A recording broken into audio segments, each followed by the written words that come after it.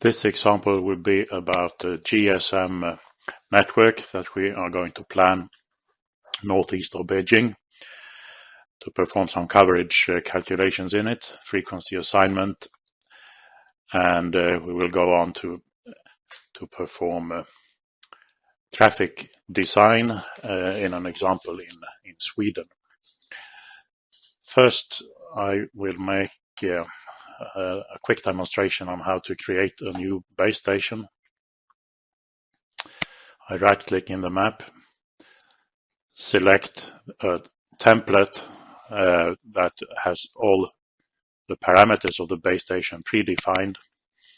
These parameters can all be changed by the user, but now we are not going to change anything, just use the predefined template.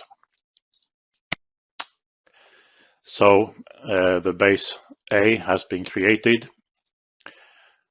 It appears in the list of base stations in the project, and the stations in the project have detailed characteristics. There are 3 cells in this base station. One cell is beaming north. They all operate on a nominal frequency in the 900 megahertz band. We will continue later to optimize the frequency assignment, so this initial frequency has really no relevance right now. The equipment characteristics are fully defined by items in the database. This is a GSM base transmitter with all its proper parameters. The antennas that are in use here are sector antennas, 120 degree in the horizontal plane and very narrow in the vertical plane to have a good gain. This equipment is not yours to edit, is a comment I get because I'm logged in as guest to this session, and this equipment item is owned by another user. I can make use of it for the calculations, make copies of it, but I cannot change the data of the original antenna.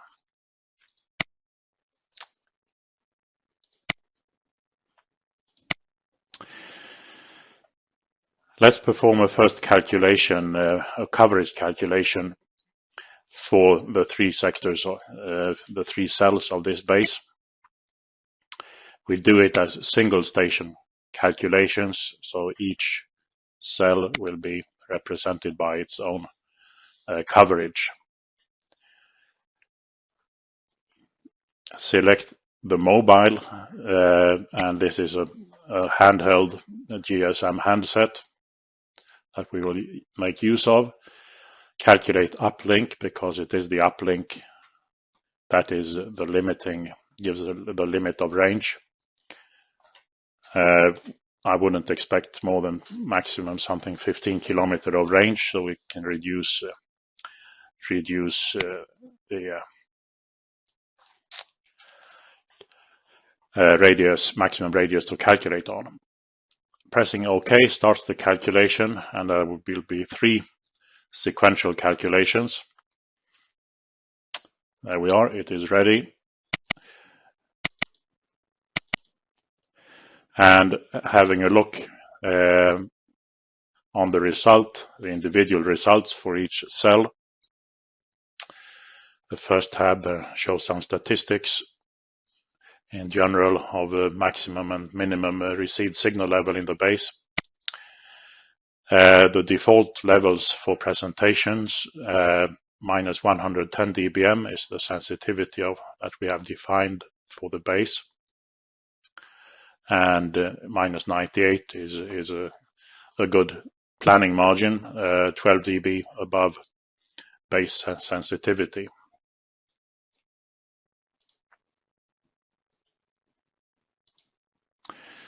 So that is the coverage of the sector beaming 240 degrees. The one beaming 120 degrees is like that, and beaming north is like that, and it can be seen clearly that the mountains obstruct the coverage a lot towards the northeast.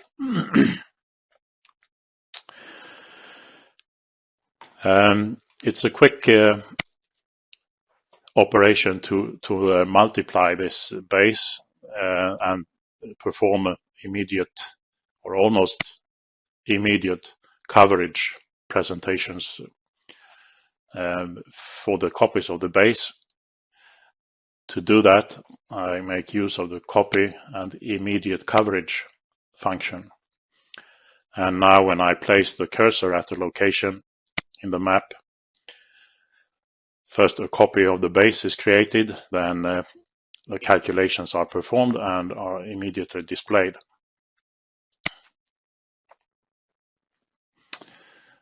Repeating this a few times, now we are at a total of 9 cells in 3 bases.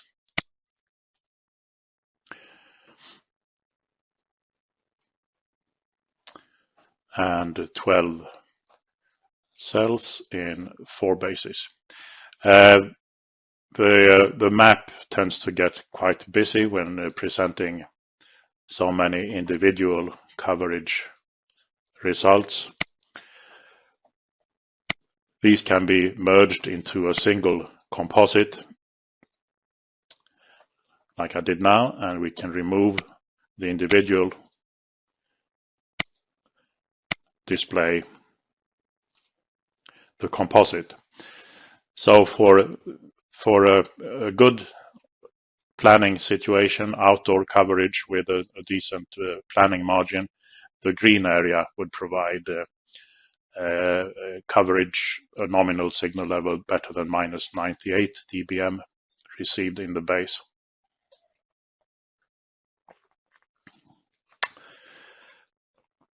Now this was a completely manual operator defined placement of the base stations. Now we will change to make a larger network and use the function for automatic optimization of the network. And I'm just clearing the project now for the results and things that we will not use any longer, and take away these manually created base stations. For the automatic planning, we make use of a cost and coverage optimizer tool. It is very efficient in achieving best coverage at lowest cost. It has lots of settings, and we usually use it in the way that we save settings files once the settings have been done and we are happy and successful with those settings. They can be saved and retrieved for later use. So what we are going to do now is, within the area that is now shown in the map, we have defined that is our desired coverage area. The type of coverage to achieve is a handheld mobile telephone, the same type that we used previously.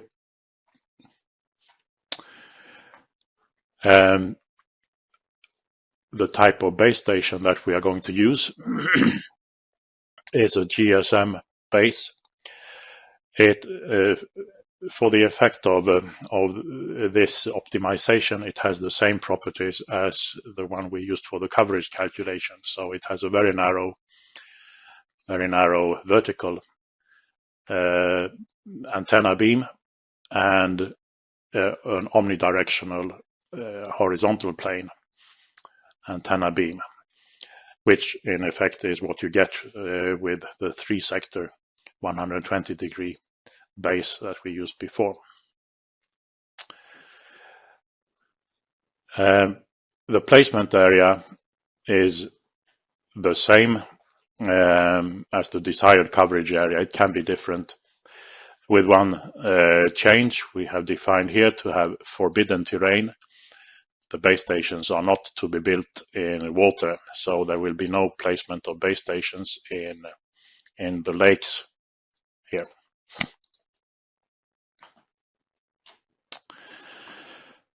In this case, we will use a greenfield planning. So because there are no, for the exercise, there are no existing base stations. So we have only defined costs, nominal costs for greenfield operations. And it is the antenna is actually the only cost that we have put in here. The antenna tower costs a nominal sum of 1 to build. This can be very detailed, very accurate if the real purpose of the optimization is to achieve a budget figure, for instance, or the maximum coverage that you can achieve for a certain budget.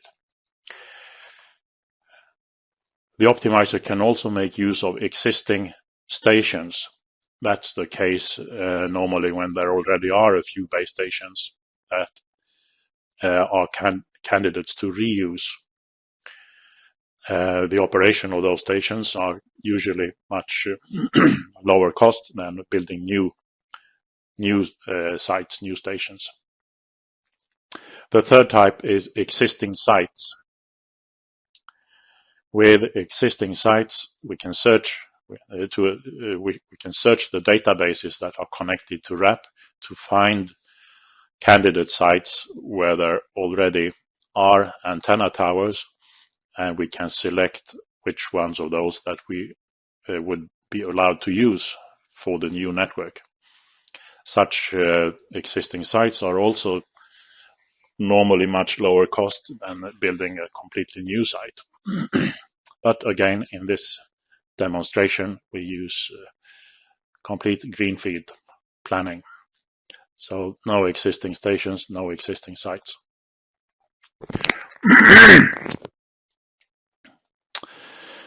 And to make the demonstration slightly quicker, we are also using a fixed antenna height of 40 meters above ground. This can be in intervals, and different costs can be assigned to different antenna heights. The optimization will take longer, and it is not such a good demonstration to do real time.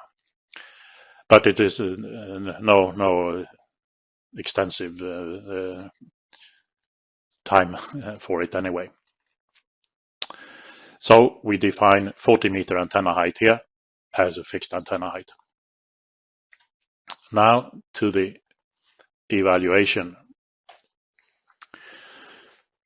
Here we can select the propagation model, and the one we are using now is a very good model for terrain dependent propagation. So it accounts for the mountains with diffraction. It accounts for ground reflection and attenuation due to buildings and forests. The uplink will be limiting because it is a handheld we are looking at. Maximum server range, we set that to a nominal 15 kilometer. We wouldn't expect longer than that with a handheld, but and the reason for it is that the optimization is quicker if we limit this to the anticipated maximum range. We plan for a received power of 12 dB above receiver sensitivity, above the base station receiver sensitivity in this case, and that is for the planning margin. And attempt to achieve or optimize to achieve a minimum coverage of 95% of the area that is now shown in the map. If we have a fixed budget, we could enter that value here, and the solution would instead be the maximum coverage that we will achieve for that budget.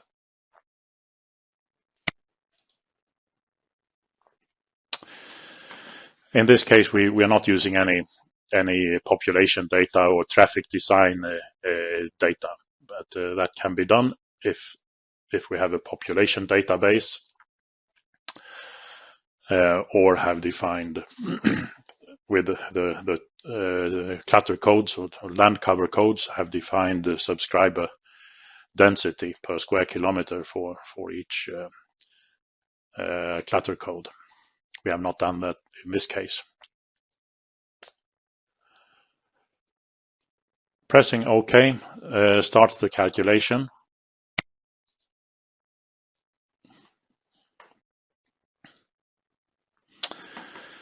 So here is a progress meter. Now it's 25%. It goes up fairly quickly. What it is doing now is placing candidate base stations at good locations that are selected at high locations, and it performs many coverage calculations. It does in between each movement of this circle, it does 10 calculations.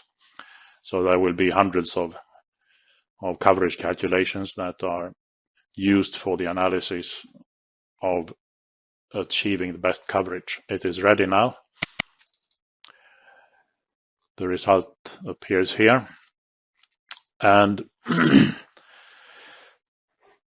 it required 22 base stations to achieve 95.2% coverage of the desired area. Now we will generate the stations by pressing this button. Here we can select to change the configuration of the base, and in this case I want to do it as 3-sector base stations.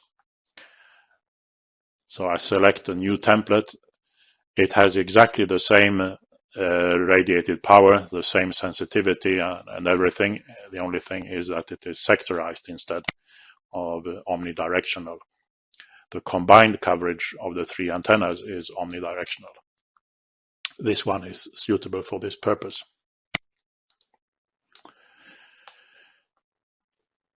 So that's, then we call it something, base, and it will be numbered automatically.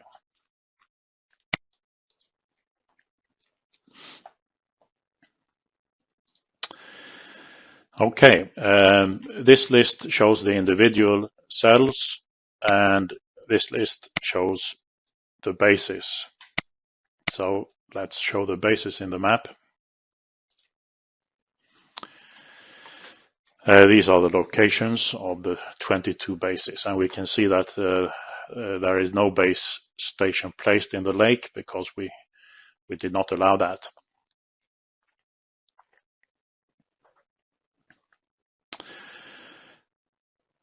All of these bases are identical since they are created from the same source, the base station template. To continue with another important operation for the GSM network is to perform frequency assignment of the 3x22 total 66 cells. So I mark all the cells, start the frequency assignment tool, and I select allotment. That is the channel plan. In this case, we do all these optimizations for a 900 megahertz network. So I select this one. It is a 5 megahertz wide, 2 by 5 megahertz. So it's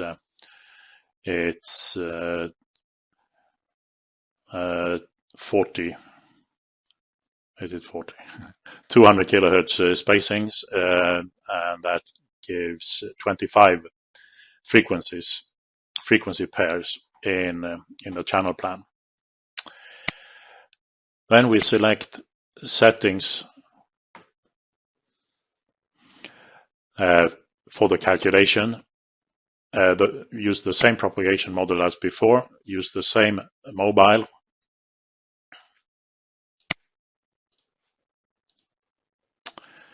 Use the same planning level margin. Set a maximum server range, and can use 15 kilometer because that was what we set in the optimization. Also, all these settings can be predefined for quick start in any planning situation, just by selecting the appropriate settings conditions as they are stored in settings files. And the next time I would start the tool, it will also it remembers the settings. Pressing calculate now starts the calculation of all propagation losses in this network between the worst position interference locations of the mobiles.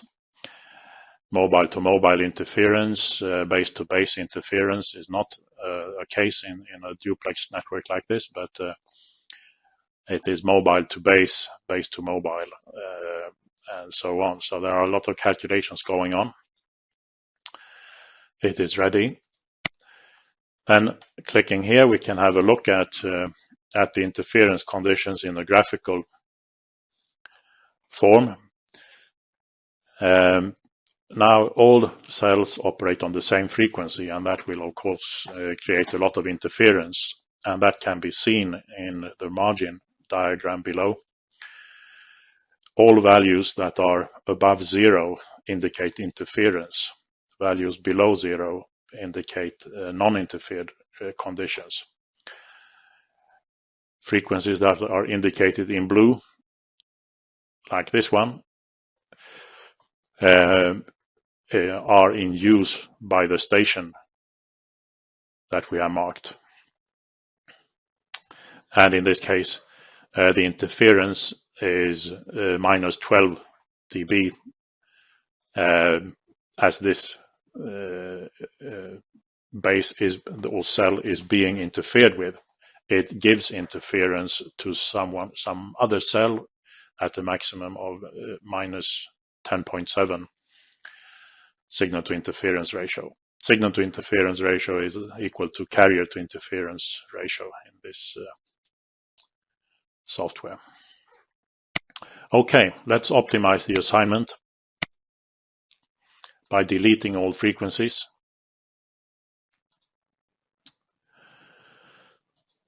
Run the assignment like this. Now we assign one frequency to each cell.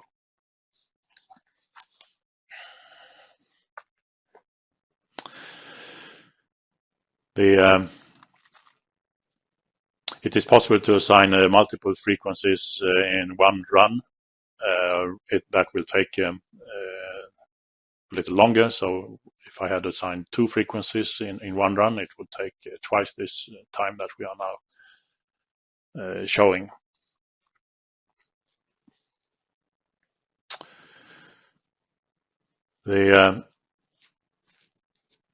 What it's doing now is making use of the matrix of the propagation losses and sorting and selecting frequencies in a near optimum way to achieve a very good frequency optimized network. This is the situation now for cell 1. It is using 935.4 megahertz for transmit. That frequency is shown in blue here, and now it is below 0, indicating good quality. And the interference value is 12.3 dB. The requirement that has been defined for the base station is 9 dB. So it is a good condition there.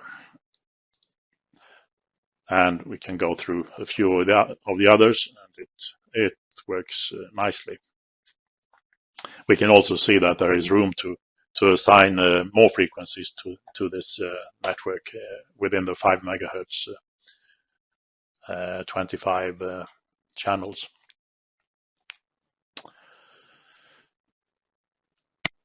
Closing the assignment tool prompts this question: would you like to save your assignment? Yes, I want to save it, and now it is saved to the cells. So now they no longer have that 935 megahertz. Now they have all different, well, not all of them have different frequencies. There is quite a lot of frequency reuse in this network, but it has been optimized. The frequency reuse can be studied in a way by using the spectrum viewer function.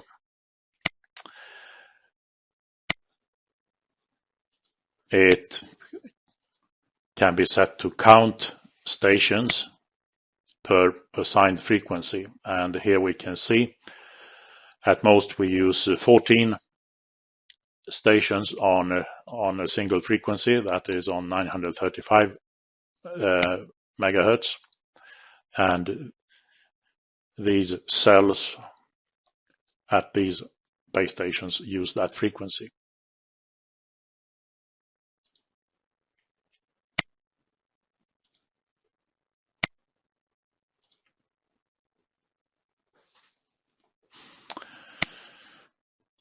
Okay. When I press save on this for this file, for this project, everything is saved as the file gsmbeijing.wpr wrap project, and I can close it and restore it and continue working with it, or I can send it to a colleague that can continue to work with this. Now we are going to make an example of traffic design. To do that, I open a prepared project for that purpose. It is in Sweden. This is the base stations.wpr project, is one of our training projects. I closed the GSM Beijing project, and now we are in Sweden, showing a map around Linköping, where RAP International has its headquarters. The content of this project is 16 GSM base stations. This is this is just a nominal network. It has not been well planned for good quality or anything like that. It is for the exercise of traffic capacity that we have in our very extensive user's manual of this software. So the normal procedure for this is that you have a network with cells in it, and you apply a traffic map on it and then calculate the performance that you will get from that traffic load that the traffic map defines. Then it is a quick operation to see what needs to be done. More frequencies, more channels to certain base stations, more cells, and in the iteration you achieve a good quality, good capacity. First, I open an existing traffic map that works together with this project.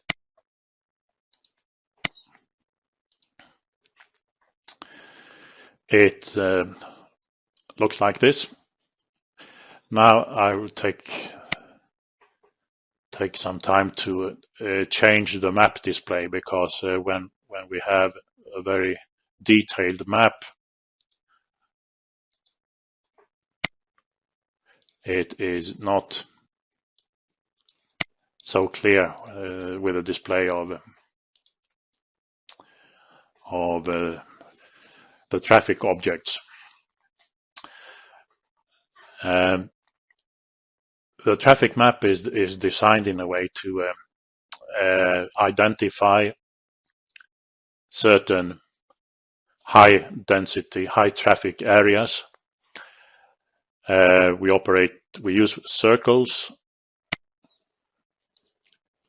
polygons, lines. There is no line here, but a line could, for instance, be a road or a complete road network, and points. Points are the small circles. When I press an object here, it gets highlighted. So now we are there in this village. We have defined 300 subscribers type A, 10 type B, 5 type C. These are later assigned different traffic properties, different traffic generation intensities and durations of calls and so on.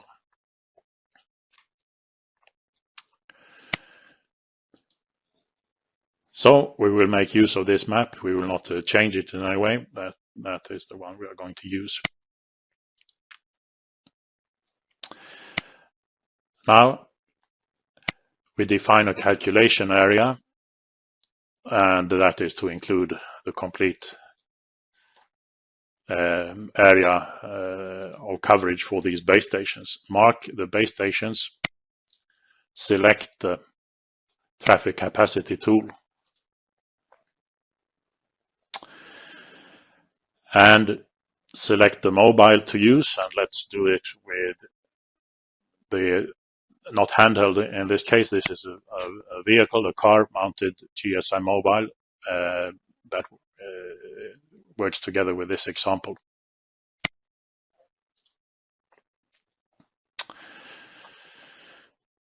We select the traffic map.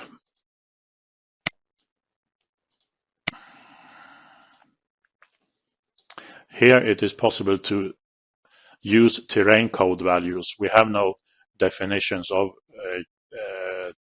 subscriber density for the terrain codes in this setup, so I unclick that.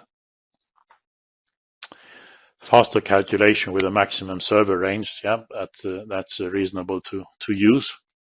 Otherwise, the calculation takes a little longer, because the software attempts it anticipates a potential of having very, very long server ranges, which of course may not be reasonable. And let's have a slightly higher resolution there. I call it traffic, just traffic, the name of the result that we will store later. Pressing OK starts the calculation.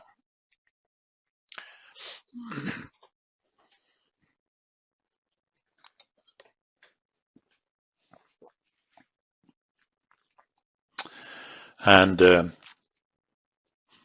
What it's doing now is calculating all the best server areas for each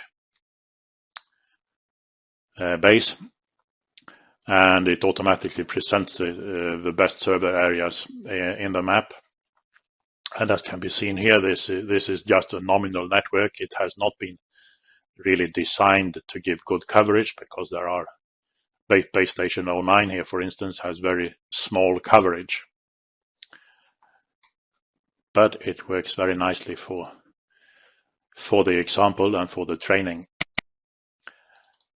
that we use this project for. Traffic capacity results contains now the result of that. Double clicking on it opens the edit result information, and we can sort on the columns here to see which base stations are most heavily loaded, and base station 10 is most heavily loaded. It has to cater for 436 subscribers of the A type, and the total number is in the rightmost column, 457 subscribers. Then continuing here, setting traffic properties on the subscriber types is done here. We make use of two traffic formulas, airline B and airline C. Airline B is the one that is relevant for GSM. Airline C is relevant for Tetra, for instance, and it has some more parameters, and it gives more output parameters. But we'll use airline B, and we will use these values. So grade of service 0.02, that is 2%. A grade of service, which is equivalent to 2% blocking. A subscriber calling from his handphone or his car phone will then experience blocking of the network for less than 2% of the time. Continuing here to see what grade of service did we achieve. And as expected, base station 10 is the worst. 0.47, so this is in percent 47 or 48% blocking. Of course, that is not good, so we really need to do something about all those that have blocking that is worse than the 2%. So this one is okay. Base station 04 and below are okay. Well, this one is not okay for subscriber B. It is blocked for the other subscriber types. Okay, continuing here, this is what the servable number of subscribers at the 2% grade of service and the current number of channels. What number of channels are required really? 20. And this is what has been assigned to these base stations. They are assigned to have 20 traffic channels, so they are assumed to have actually 3 frequencies each. Each GSM frequency can carry a maximum of 8 traffic channels, but there are a few signaling channels needed also, so that takes away a little.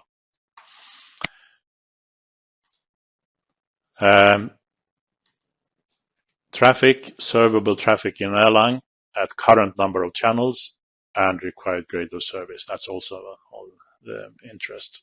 Here is really the design, the channels design recommendation. Remember now they have 20. This requires 46.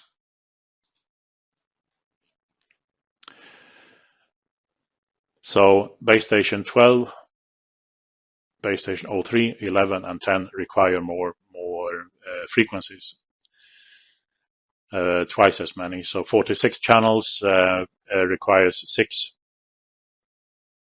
GSM for GSM, 6 frequencies. So on the base.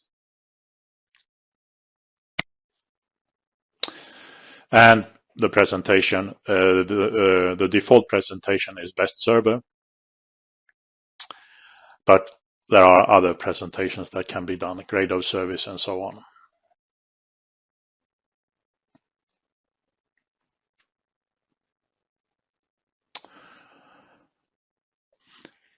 Okay, so that's an example of a traffic analysis and traffic design for a GSM network.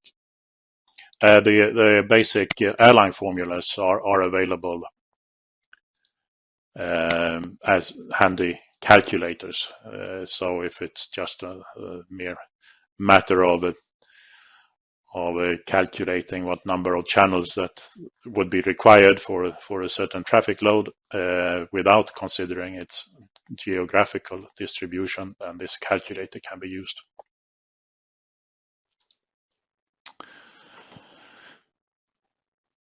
Okay, I'll take the opportunity now to show another function that relates to the mobile telephone situation. Often base stations are linked with microwave, and to make an example of that, let's assume that base station 12 is supposed to be linked to base station 13, and for some purpose. So I make use of a function to set as tx here, which means that the coordinates, geographical coordinates of base station 12 are now defined for the new link, and base station 13, that's where we are going to create a link. And then I use the new station function. This works with the templates, and now I will use let's do this, a microwave, a 22 gigahertz microwave link of some kind. I call this link A. Everything is predefined then, just as when we create a GSM base or any other type of station. It operates on this frequency. Now we are at the other end of the link B. Pressing OK sets the link between those 2 points. I take away a few things that are not needed now, the area there. The colors represent of the link. Green color indicates that the transmitter at that end of the link is transmitting on the high frequency of the duplex pair. Double-clicking on this opens the terrain profile viewer, and as can be seen here, this link will not work. Too much obstructions. Let's check the performance of it anyway, and then we will improve the performance by raising the antennas. So I use the radio link performance tool, and it has a flat fading margin of minus 18.9 dB, so this does not work at all. Let's increase the antennas somewhat, raise the antennas. Let's put this at 40 meter, and the other end of the link also at 40 meter.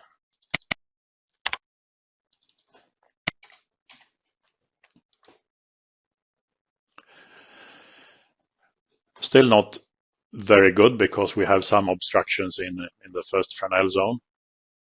And that is not so good at 22 gigahertz, but let's try it anyway.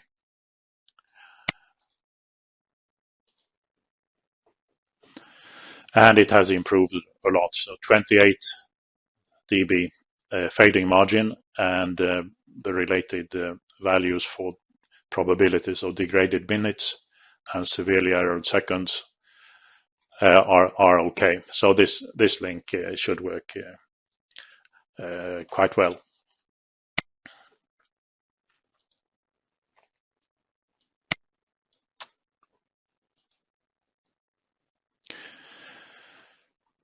Okay.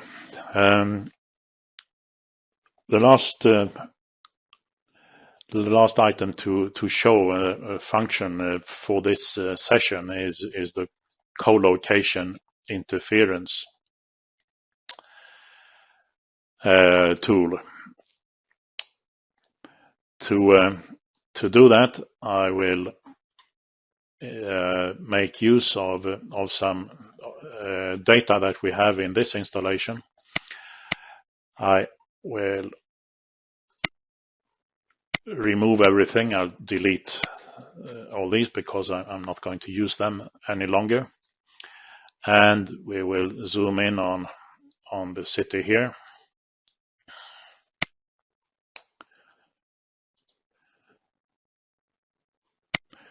And I'll zoom in a little more because I have set this to display a map, a detailed map of this city, and it comes in automatically at scales of 1 to 20,000 and larger. This location is a popular antenna installation. There are many installations on that tower, so I will search around that in one of the databases that we have here, and it includes a lot. We do not calculate on stations that are stored in the project. We transfer them to the workspace, which is the project file. So now we have a lot of stations. In order to see how many, I need to expand that, and there are 55 stations in total. Let's make use of this geographical coordinate because I'm creating a new set as TX, and we are creating a new station there. So create a new station, and let's take some, what do we have? A WCDMA perhaps. I have somewhere down there, yeah, a WCDMA, a 3G base station. So I call this just 3G. And it operates on this frequency. It has technical characteristics reasonable for a 3G base station, but it does not have any duplex filters and so on. And of course, in reality it has, but for the exercise here, it's good that it doesn't have, because we will check now what this station does, what kind of interference it gives to all the others in this antenna tower, and the reverse, what interference does this base get from all the existing stations. For that, we use the co-location interference tool. It starts with listing all the involved frequencies, quite a few of them. I'll calculate the interference, and you can see here First, it shows the receivers being interfered, and the total column indicates the total cases of interference that the new base experiences. So it has 13 cases of interference. Let's have a look at them. And there are quite a few of them here, quite far away in frequency, and the reason for that is that the new base does not have any filtering in any RF site engineering that has not been done. No RF site engineering has been done. And in some cases, we are right on top of the antennas of some other stations, distance 0 meters. So let's just first change the antenna height a little. We'll change to 49 meters to get most probably avoid on top interference, and then recalculate. We are now down to 6 cases, so we most probably succeeded in avoiding those that we had the antenna exactly at the same location. We still have a few here, and then it's reasonable to assume that our receiver is being interfered with, and we should really put a good filter on the transmitter. The transmitter spectrum looks like this. That is the standard WCDMA without any duplex filtering or anything. So it is just 60 dB suppressed. Let's put a filter on it. And we can actually I make use of this bandpass filter. It says 900 megahertz. That doesn't matter. For the calculation, it tunes automatically to the center frequency of the transmitter. And this is automatically also placed on the receiver. Then it says station data changed, recalculate. So I calculate again, and it is ready. There is no case of interference. This means that we have cleaned up the situation with our new base station. It is not getting interference from the others. And let's just check that result interfering transmitters. If our transmitter gives interference, no, the table is empty. So we managed to clean up the interference situation by proper RF site engineering, putting a good filter on our new base station.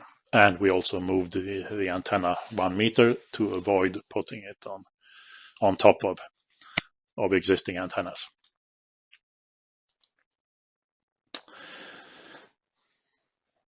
Okay, that completes the quick demonstration of some features of RAP for cellular planning.